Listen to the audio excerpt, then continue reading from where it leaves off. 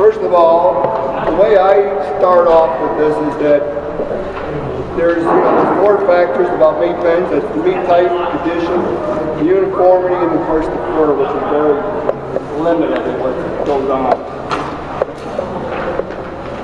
They have to be at least 10 weeks of age. The minimum weight's 3 pounds, maximum is 5 pounds. We have 40 pounds, excuse me, on the meat quality part. Of course, it breaks down. The most important, of course, is our loin, the roundness, the fullness of the hindquarters. Because you have 40 points, we want to make sure it goes nice and thick through that midsection. Always that loin, you want the roundness, you want the fullness, and you want some nice width of that commercial hindquarters to them and the middle shoulders. Then we go to flesh condition, which is 30 points. This is where we don't want our pelt to be moving on our animal at all. It's got to be nice and firm, fleshed out. And then of course we want a nice round body underneath all that. And then we must have a mixture in weight. Of course, with the difference between 3 and 5 pounds, you're going to have a different size in your animal, how well it's balanced or not. A smaller rabbit at 3 pounds is not going to be as balanced as a 5-pound rabbit. They won't have developed a loin at all usually. That's usually where they always fall into that problem.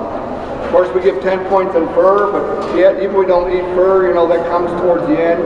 You still got to have the quality, the density, and the texture of those coats. The biggest factor to get your meat pens is really from the beginning, and that's where I like to start on. One is that the parents of these animals must be true, good, commercial type bodies. And when you go to breed these animals, you want them in the top condition as they could be. You want firmness of flesh, you want a nice loin, you want to be healthy, vigor, and well alert. That's your first start to make a meat pen that's going to develop anywhere in competition. Once you get your breeding done, then it's just your responsibility to keep your doe going, a little extra feed to produce those young ones. And as those young ones are born, you like to increase their feed as well. But after the young ones are born or start eating, don't fill those feeders over full of feed.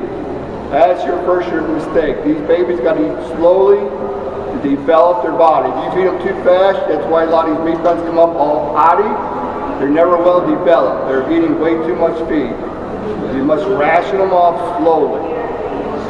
Once that occurs and they start growing up, a lot of people's got 2 or 3 rabbits that are bred for meat pens. Well, if I'm going to show a true meat pen, it's coming out of 1 litter. That's what I want. Because the litter of rabbits is just like your own family. If you got identical twins, they didn't come up with 2 different mothers. They got to be the same. And that's what these rabbits should be. Identical triplets. The other thing is when they're having a litter, if they got 9, I'm not happy.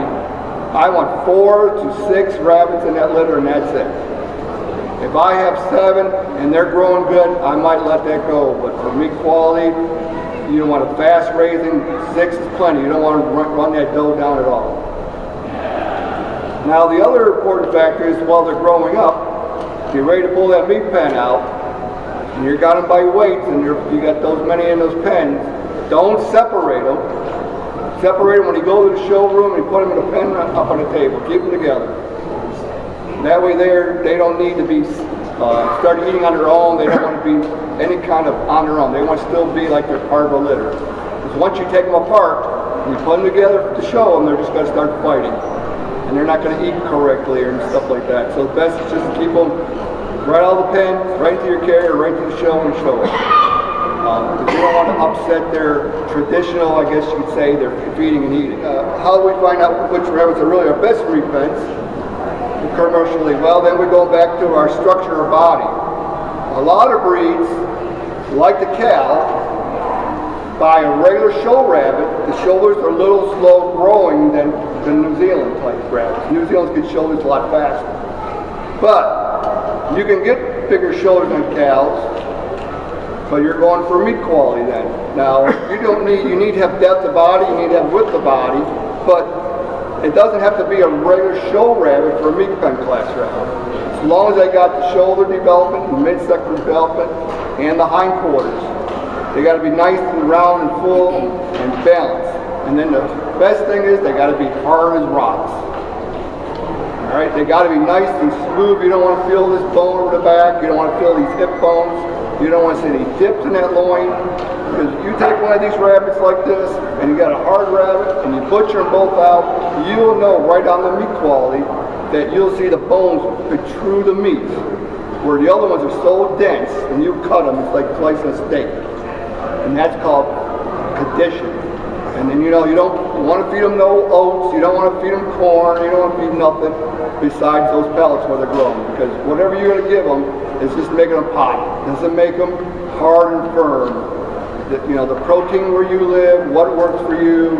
I mean, in my area, I feed 18-year-old round because we're not down south. But everybody's a little different where they are.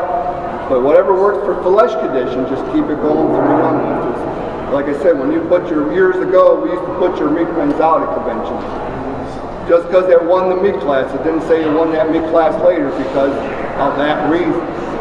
Because, you know, you always like to have a lot of depth, but you know, a lot of depth doesn't make meat on your table. See, a meat rabbit's not really a show rabbit, really think about it. It's supposed to be a category of its own, but nobody says a meat rabbit can't be a show rabbit. Just for the structure or reason, on some breeds, you got to breed them where they have nice shoulders to balance against the other commercial rabbits. Because every breed grows differently. So to produce yourself in a class of 400 or 200, whatever's in a class of meat pens, which down in Texas, that's what they had. I mean, I judged 180 in the class. And those with no shoulders only make it part way, and that's it. The other thing is making sure that while these animals travel, if you're leaving the house and they're at 5 pounds on the money, you don't want to get to that showroom and just shove food to them or something, because you don't want to go over by those few ounces. If you take your meat pen and you travel in a still area, they're not going to lose that much and they won't gain anymore. But if you get them where they move around a lot and they sit there and you fill up a whole bowl of feed, I've seen it at fairs and everything else, they fill the bowls up and those 3 rabbits are just eating, and then all of a sudden they're 5 1/4 and they weren't 5 1/4 when they left home. They eat better outside sometimes. So moderate their food if you're at a fair. Of course, meat pens have the same disqualifications as they were as their open breed rabbits. If they're, you know, if they got blind eyes, broken toenails, screw tails, whatever, broken toenails. The only thing we'll do allow is the smudlet on the Californians is allowed for meat pens. If you do broken rabbits, they got to be all the same variety. And that's pretty much it, just that you got to have a nice, round, hard-filled body. You want depth, you want width of that loin. That loin is so important that you can't lose that out. That is your number one thing. And then everything's got to blend back, you know, and you want that round basket, you know, and stuff as well. But a flat rabbit with a little depth, good shoulders would place well in a meat pen. Like I said, it could be a little different than a show rabbit if you draw the line. Yes, ma'am? When you show, when you're judging, yep. Do you judge them against each other, or? That pen competes against other pens. So if I have... No, you as the judge. Are you going to judge? In that one pen? Yes, those 3. Okay, yeah. When I have these 3 in my pen, I have to place them as one group, and they better be identical and body type. Do you put them on a table together? Yep, they do. Yeah, you judge these as a group, and you place them in your mind. If it's I place it like 1 through 10. 1 I don't like, 10 I think it's pretty damn good. And I kind of move them around. But yeah, that pen has to be placed as 1 first, and then among the rest. I've heard that they may change the weight requirements for meat pens. Is that true? They're thinking about raising the minimum to 3.5 and the max to 5.5. It was more, and I kind of got into that. Okay. Because a 6-pound rabbit's not a competition rabbit at the pen. I mean, my rabbits, when I show them meat pens, 7.5 weeks to 8 weeks, they're right on 5 pounds. There's no reason why they can't be. If they're not, then there's something wrong with your breeding program altogether. I mean, you might be using buck and doe that doesn't make weight already, they're fine bone, or something's wrong. But I know that 3-pound meat pens, I never agree with that because they're not even developed yet. And people say they're 8 weeks old, but there's a problem in the breeding animals all over here. All right, that's all I got. Thank you, Dave.